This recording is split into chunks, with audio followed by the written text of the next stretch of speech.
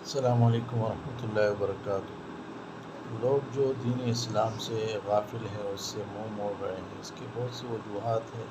ایک تو یہ کہ لوگ دین اسلام کے اچھائیوں سے ناواقف ہیں، دین کے بارے میں معلومات نہیں۔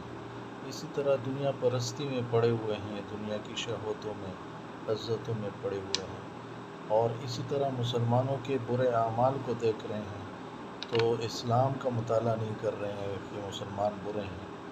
کچھ مسلمان جو برے کام کر رہے ہیں وہ ان کے لیے رکاوٹ بنے ہوئے ہیں۔ اسی طرح جو ہے وہ کچھ لوگ اسلام کا صرف جو ہے وہ جہاد اور حدود کے معاملے کے وہ مطالعہ کرتے ہیں، باقی نہیں کرتے۔